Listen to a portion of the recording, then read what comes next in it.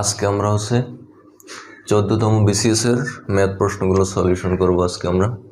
তো দেখুন আমাদের 1 নাম্বার যে প্রশ্নটা ছিল স্ক্রিনে দেখুন আপনারা। 1 নাম্বার প্রশ্নটা ছিল কোন সামান্তরিকের ক্ষেত্রফল নির্ণয়ের সূত্র। তো সরাসরি সূত্র চাইছে। তো সামান্তরিকের ক্ষেত্রফল নির্ণয়ের সূত্র হচ্ছে আমরা জানি ভূমি পূরণ উচ্চতা। তো সামান্তরিক কাকে বলে দেখুন, কোনো একটা আয়তক্ষেত্র এটাকে যদি আমরা বাঁকা করে দিই এভাবে তাহলে সেটা সামান্তরিক হয়ে যায়। এবং এই সামান্তরিকের ক্ষেত্রফল হচ্ছে এই যে ভূমিটা এবং এর উচ্চতাটা, ঠিক আছে? তার মানে ভূমি গুণ উচ্চতা, এটা হচ্ছে সামান্তরিকের ক্ষেত্রফল। তো এরপরে আমরা 2 নম্বর অঙ্কটা দেখব। 2 নম্বর অঙ্কটাই ছিল আমাদের, দেখুন আপনারা স্ক্রিনে অঙ্কটা দেখুন। 2 নম্বর অঙ্কটা ছিল a to the power m into a to the power n সমান a to the power a plus m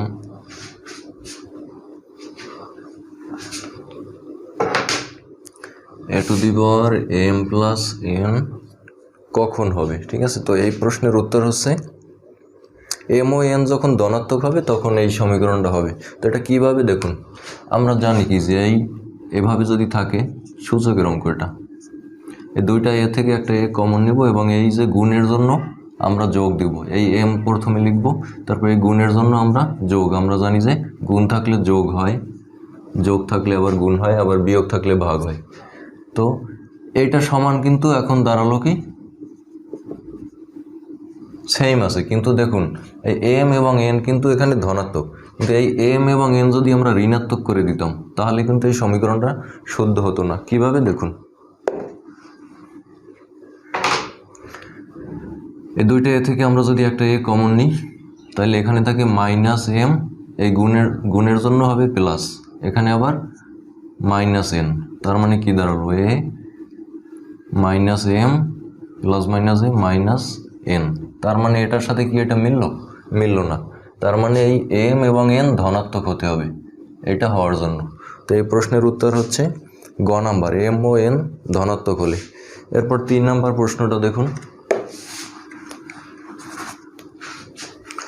3 number প্রশ্নে আমাদের বলা হয়েছে একটি আয়তাকার ক্ষেত্রের দৈর্ঘ্য 20% বৃদ্ধি এবং প্রস্থ 10% হ্রাস করলে ক্ষেত্রফল শতকরা কত পরিবর্তন হবে। তো এই অঙ্কটা বিভিন্নভাবে করা যায়, আমি সহজ একটা নিয়ম দেখাই দিচ্ছি। দেখুন এটি আয়তাকার ক্ষেত্র, তো আমরা জানি যে একটা আয়তাকার ক্ষেত্র, এটার ক্ষেত্রফল, এটার দৈর্ঘ্য, মনে করেন দৈর্ঘ্য আছে এক্স অথবা 100 ধরলাম, এর দৈর্ঘ্য 20% বৃদ্ধি পাইছে, 120%। আবার হচ্ছে প্রস্থ ধরি 100, প্রস্থ হচ্ছে 10% হ্রাস পাইছে, ঠিক আছে? মাইনাস 100 এর 10% হ্রাস পাইছে।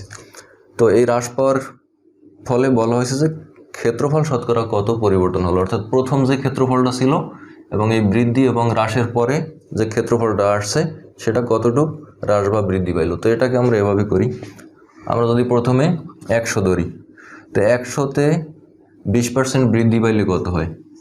100-তে 20% বৃদ্ধি পাইলে হয় 120। তো এখন এই 120 থেকে আবার হচ্ছে 10% হ্রাস পাইছে, তার মানে 120-এর 10% হ্রাস মানে হচ্ছে 90%। তো এটাকে যদি আমরা ক্যালকুলেশন করি 9 বারং কত হবে? 9 বারং হবে 108, হ্যাঁ 9 বারং 108। তো বেসিক ছিল আমাদের 100 আর এখন হলো 108, তার মানে 8% বৃদ্ধি পাইছে। এভাবে করতে পারেন, আর আপনারা ডিটেলস ধরেও করতে পারেন। 4 নম্বর প্রশ্নটা ছিল 1/2 second bracket a plus B whole square plus a minus B whole square second bracket সমান কত। তো এটাকে আমরা সূত্রের মাধ্যমে করলেই হয়, খুব সহজ অঙ্ক। 1/2 রাখলাম, এরপর a plus B whole square এবং a মাইনাস বি হোল স্কোয়ারের সূত্রটা অ্যাপ্লাই করবো আমরা। তো সেকেন্ড ব্র্যাকেট থেকে যাবে a প্লাস বি হোল স্কোয়ারের সূত্র হচ্ছে a square plus 2ab plus B square, এরপরে এই প্লাসটা থাকবে, a মাইনাস বি হোল স্কোয়ারের সূত্র আমরা অ্যাপ্লাই করবো, a square minus 2ab plus B square, এরপর হচ্ছে ব্র্যাকেট। এখন এটাকে দেখুন ক্যালকুলেশন করা যায়, এই এ স্কোয়ার প্লাস এই একটা এ স্কোয়ার, তার মানে কি দাঁড়ালো 2 এ স্কোয়ার, এরপর 2 ab প্লাস 2 ab আছে, এখানে মাইনাস 2 ab আছে, তার মানে এটা কাটা গেল, এরপর এখানে থাকে প্লাস বি স্কোয়ার, তার মানে প্লাস 2 বি স্কোয়ার। এখন দেখুন এটা সেকেন্ড ব্র্যাকেট বা ফার্স্ট ব্র্যাকেট যে কোনো একটা দিলেই হলো। এখন এখান থেকে আমরা এই 2 কমন নেব, এখানে ইনটু আকারে রাখে 2 যদি কমন নিই থাকে এ স্কোয়ার প্লাস বি স্কোয়ার, তো এই 2 কাটা গেলে থাকে এ স্কোয়ার প্লাস বি স্কোয়ার। এটাই হচ্ছে এই প্রশ্নের উত্তর। 5 নম্বর প্রশ্নটা দেখুন, 18 ফুট উঁচু একটি খুঁটি ভেঙে গেল, যে ভাঙ্গা অংশটি বিচ্ছিন্ন না হয়ে ভূমির সাথে 30 ডিগ্রি কোণে স্পর্শ করে, খুঁটিটি মাটি হতে কত ফুট উঁচুতে ভেঙেছিল। তো একটা খুঁটি, মনে করেন একটা খুঁটি আছে, এটার মোট দৈর্ঘ্য হচ্ছে 18 ফুট, হ্যাঁ 18 ফুট। তো এই খুঁটিটা মনে করেন এই জায়গা থেকে ভেঙে মাটিতে হেলে পড়ছে, তো বলা হয়েছে যে এই ভাঙা অংশটার দৈর্ঘ্য চাওয়া হয়েছে, এতটুকের দৈর্ঘ্য চাওয়া হয়েছে, আর এই ভাঙা অংশটা এখানে মাটির সাথে হেলে পড়ছে। তো আমরা এই যে ভাঙার পরে যে অংশটা রয়েছে এইটুক সমান ধরি ক, এইটুকের মান ধরি ক, তার মানে এই যে হেলে যে পড়ছে এটার মান হবে 18 মাইনাস ক, এবং বলা হয়েছে এই ভাঙার পরে এই যে ভূমির সাথে সে 30 ডিগ্রি কোণ উৎপন্ন করছে। তো এখন আমাদের এই মানটা বের করতে হবে। তো আমরা জানি এটা একটা সমকোণী ত্রিভুজ, তো আমরা এটা সূত্রের মাধ্যমে বের করব। তো সমকোণী ত্রিভুজের বিপরীত বাহু হচ্ছে অতিভুজ এবং বৃহত্তর অর্থাৎ সমকোণ সংলগ্ন বৃহত্তর বাহু হচ্ছে বৃহত্তর বাহু না, সমকোণ সংলগ্ন এই বাহুটা হচ্ছে লম্ব। তো আমরা সাইন, এখানে যেহেতু 30 ডিগ্রি আছে, সাইন 30 ডিগ্রি ইকুয়াল টু লম্ব বাই অতিভুজ।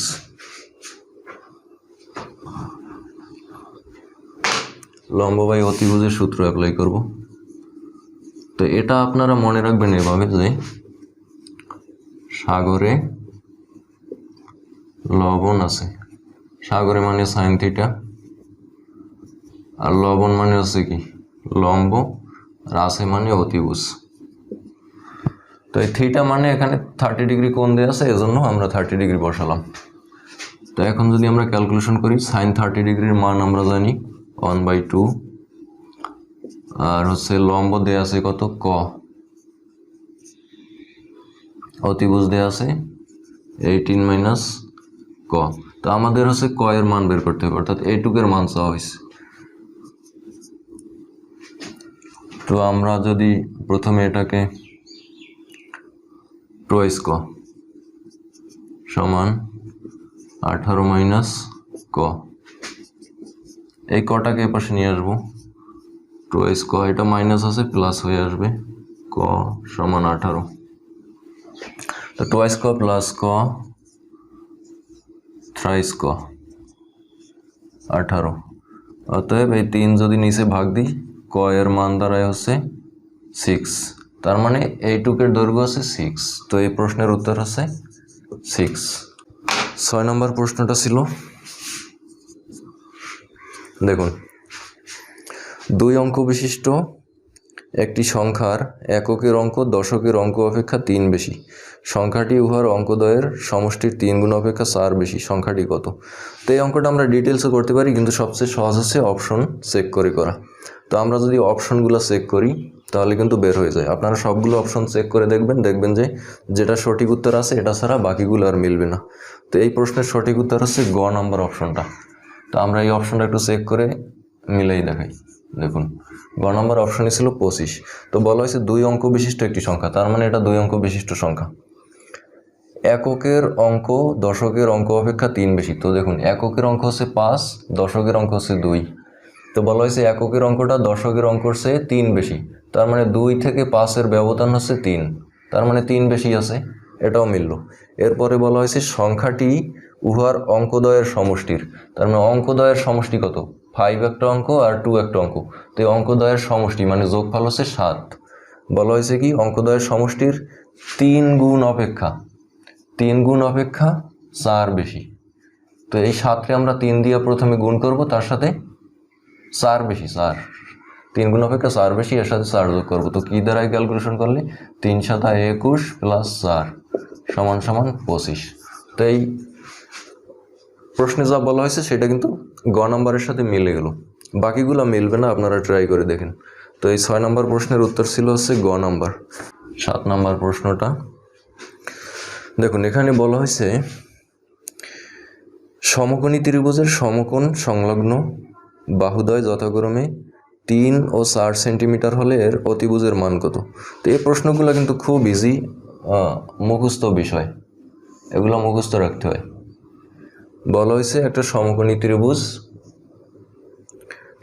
ত্রিভুজের সমকোণ সংলগ্ন বাহুদ্বয় যথাক্রমে 3 ও 4 সেন্টিমিটার হলে অতিভুজ হচ্ছে এটা, এর অতিভুজের দৈর্ঘ্য চাওয়া হয়েছে। তো আমরা জানি সমকোণী ত্রিভুজের কিছু সমীকরণ আছে, এটা হচ্ছে 2 বাহু যদি 3, 4 হয় তাহলে বাকি বাহুটা 5 হবে, 3, 4, 5। তো এটা আমরা এমনিতেই বলতে পারি 5।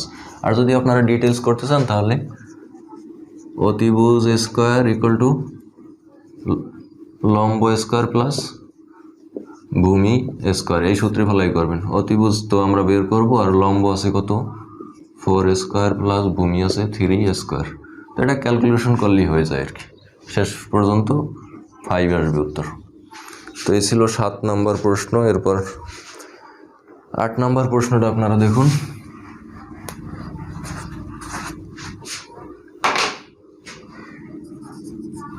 8 নম্বর প্রশ্নে কি বলা হয়েছে দেখুন, একটি ঘড়িতে 6টার ঘণ্টাধ্বনি ঠিক 6টায় শুরু করে বাজতে 5 সেকেন্ড সময় লাগে।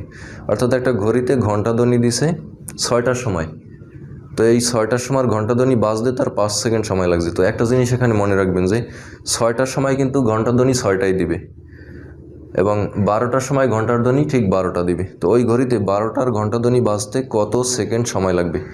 ঘণ্টার ধ্বনি সমান সময় ব্যবধানে বাজে। তো 6টার সময় দিছে 6টা ঘণ্টাধ্বনি, তাহলে 12টার সময় দিবে 12টা ঘণ্টাধ্বনি, এটা আমরা জানি, অর্থাৎ 12 বার টিকটিক করে বাজবে। তো এই প্রশ্নটা যদি আমরা করি এভাবে দেখুন, 6টা ঘণ্টাধ্বনি বাজে, অর্থাৎ প্রথম যে 6টা ঘণ্টাধ্বনি দিছে, এই 6টা ঘণ্টাধ্বনি বাজতে সময় লাগে কত? 6টা ঘণ্টাধ্বনি বাজতে সময় লাগে 5 সেকেন্ড। তার মানে একটা ঘণ্টাধ্বনি বাজতে সময় লাগবে কত? কম লাগবে, কম হলে ভাগ হয়, তার মানে 12টা ঘণ্টাধ্বনি, অর্থাৎ 12টার সময় কিন্তু সে 12টা ঘণ্টাধ্বনি দিবে, তাহলে 12টা ঘণ্টাধ্বনি বাজতে সময় লাগবে বেশি হলে আমরা জানি গুণ হয়। তো 6 × 2 = 12, 5 × 2 = 10, তার মানে 10 সেকেন্ড সময় লাগবে। তো এই প্রশ্নের উত্তর হচ্ছে 10 সেকেন্ড। তো 8 নম্বর অঙ্ক গেল। এরপরে 9 নম্বর অঙ্কটা আপনারা দেখুন। 9 নম্বর অঙ্কে বলা হয়েছে যে 1 কুইন্টাল সমান কত কেজি? তো এটা করার কিছু নাই, মুখস্থ। 1 কুইন্টাল সমান আমরা জানি 100 কেজি, ঠিক আছে, এটা মুখস্থ করবেন আপনারা। 1 কুইন্টাল সমান 100 কেজি। 9। এরপরে আমরা 10 নম্বর অঙ্কটা ছিল আমাদের শতকরার অঙ্ক। শতকরা 5 টাকা হার সুদে 20 বৎসরে সুদে আসলে 50,000 টাকা হলে মূলধন কত? তো আমাদেরকে মূলধন চাওয়া হয়েছে এবং এখানে দেওয়া আছে সুদ আসল। তো সুদ আসল দেওয়া আছে 50,000 টাকা। তো 50,000 টাকা থেকে যদি আমরা সুদটা বের করতে পারি তাহলেই তো আসলটা অর্থাৎ মূলধনটা বের হয়ে আসে। তো আমরা প্রথমে সুদটা বের করব। তো সুদের হার দেওয়া আছে 5%। তো 100 টাকায় 1 বছরে সুদ হয় 5 টাকা। তো এখানে 20 বছর সময় দেওয়া আছে, তার মানে 1 টাকায় 100 টাকা 1 বছরে যদি সুদ হয় 5 টাকা, তাহলে 20 বছরে সুদ হবে 5 করি 100 টাকা, 100 টাকায়। তার মানে 100 টাকায় 20 বছরে সুদ হলো 100 টাকা। তাহলে সুদ আসল কত দাঁড়ালো? 200 টাকা। অর্থাৎ 100 মূলধন আর সুদ হচ্ছে 100, মোট 200 টাকা হলো সুদ আসল। এটা 20 বছরে হলো। তার মানে 200 টাকা যদি সুদ আসল হয়, 200 টাকা সুদ আসল হলে আসল কত? আসল 100 টাকা। অর্থাৎ এই 100 আর এই 100 যোগ করে 200 হচ্ছে। 100 হচ্ছে আসল আর 100 হচ্ছে সুদ। তার মানে সুদ আসল যদি 200 টাকা হয়, তাহলে আসল আছে 100 টাকা, আমরা জানি। তাহলে সুদ আসল যদি 1 টাকা হয়, তাহলে আসল কত হবে? আসল হবে কম, তাহলে ভাগ হবে 100/200। তো প্রশ্নে দেয়া আছে আমাদের 50,000। সুদ আসল 50,000 টাকা হলে আসল কত? তার মানে এর সাথে 50,000 আমরা গুণ করব। তো এটাকে ক্যালকুলেশন করলে 2টা শূন্য কাটলে, এই 2 দিয়ে কাটলে 50 25, 1 2 3, তার মানে 25,000 টাকা। এই 25,000 টাকা হচ্ছে আমাদের আসল, আর সুদ হচ্ছে 25,000 টাকা। তার মানে এই প্রশ্নের উত্তর হচ্ছে 25,000 টাকা। 11 নম্বর অঙ্কটা ছিল কি বলছে দেখুন। এক গোয়ালা তার ক সংখ্যক গাভীকে 4 পুত্রের মধ্যে নিম্নলিখিতভাবে বন্টন করে দিল। অর্থাৎ তার মোট গাভী আছে ক সংখ্যক, কগুলো গাভী আছে। তো প্রথম পুত্রকে 1/2 অংশ, দ্বিতীয় পুত্রকে 1/4 অংশ, তৃতীয় পুত্রকে 1/5 অংশ এবং বাকি 7টি গাভী চতুর্থ পুত্রকে দিল। ওই গোয়ালার গাভীর সংখ্যা কত ছিল? অর্থাৎ ক এর মান বের করতে হবে। তো আমরা ক্যালকুলেশন করি দেখুন। প্রথম পুত্রকে দিছে 1/2, দ্বিতীয় পুত্রকে দিছে, সবগুলো যোগ করব, 1/4, তৃতীয় পুত্রকে দিছে 1/5। তো এই হচ্ছে 3 পুত্রকে দিছে, আর বাকি যেটা রয়েছে সেটা দিছে তার শেষ পুত্রকে, ছোট পুত্রকে, চতুর্থ পুত্রকে। তো আমরা এই 3 পুত্রেরটা আগে ক্যালকুলেশন করি। তো এটাকে আমরা লসাগু করব। এটাকে লসাগু করলে হয় 20 হবে। তো 20-এর ভিতরে 2 যায় 10 বার, প্লাস 4 যায় 5 বার, 5 যায় 4 বার। ক্যালকুলেশন করলে হয় 10 15, 15 আর 4 হচ্ছে 19। তো 19/20, এটা হচ্ছে 3 পুত্রের দিল। তাহলে মোট অংশ জানি আমরা 1 অংশ।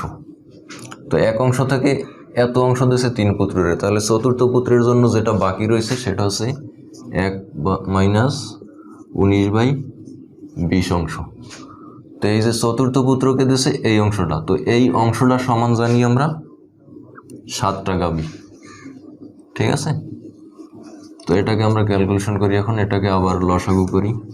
20 লসাগু করলে হয় 20 মাইনাস 19 সমান 7। এখন হচ্ছে 20 থেকে 19 গেলে থাকে 1/20 সমান 7। তার মানে কি এত অংশ সমান 7টি গাভী। তো আমরা একটু এটা ডিটেলস এভাবে লিখি, ঐকিক নিয়মের মতো লিখি দেখুন। 1/20 সমান 7, 1/20 অংশ সমান 7টি গাভী।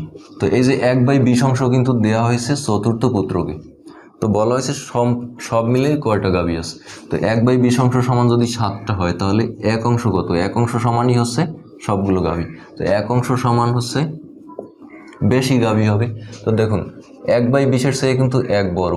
তো আমরা জানি যে এই ঐকিক নিয়মে নিচের সংখ্যাটা যদি বড় হয় তাহলে গুণ হয়।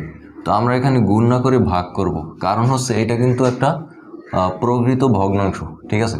তো প্রকৃত ভগ্নাংশকে গুণ করলে সবসময় ছোট হয় এবং ভাগ করলে বড় হয়। তো আমাদের হচ্ছে, আমরা জানি যে রেজাল্টটা বড় হবে যেহেতু নিচের সংখ্যাটা বড়। তো এটাকে যদি আমরা গুণ করি তাহলে কিন্তু রেজাল্টটা আলটিমেটলি ছোট হয়ে আসে, যেহেতু এটা প্রকৃত ভগ্নাংশ। এজন্য আমরা এটাকে ভাগ করব। তো ভাগ করলে কি দাঁড়ায়? 7/1/20। এটা হচ্ছে প্রকৃত ভগ্নাংশ, এজন্য ভাগ করলাম। কিন্তু এখানে যদি ভগ্নাংশ না হয়ে মনে করুন 5 থাকতো তাহলে কিন্তু এটা নিচেরটা ছোট ছিল, এখানে আর আমরা ভাগ করতাম না, তখন গুণ করতাম 5, অথবা যদি এরকম থাকতো 10/5, এটা কিন্তু প্রকৃত ভগ্নাংশ না, অপ্রকৃত ভগ্নাংশ, সেক্ষেত্রেও আমরা এটাকে গুণ করতাম ভাগ না করে। তো এখন আমরা ভাগ করব, যেহেতু এটা প্রকৃত ভগ্নাংশ, ভাগ করলে রেজাল্টটা বড় আসবে। তো ভাগ করলে কি দাঁড়ায় 7 গুণ উপরে 2 নিচে 1, নিচে 1-এর কোনো ভ্যালু নেই, 7 দুগুণে 14, তার মানে ওই লোকের মোট 14টি না 140টি গাভী ছিল। ও এখানে তো 20, এই যে 20, ঠিক আছে, তার মানে 140টি গাভী ছিল। তো এই হচ্ছে 14তম BCS এর প্রশ্ন। তো এরপরে আমরা পরবর্তী প্রশ্নগুলো নিয়ে আবার আলোচনা করব। তো ততক্ষণ সবাই ভালো থাকুন, সুস্থ থাকুন।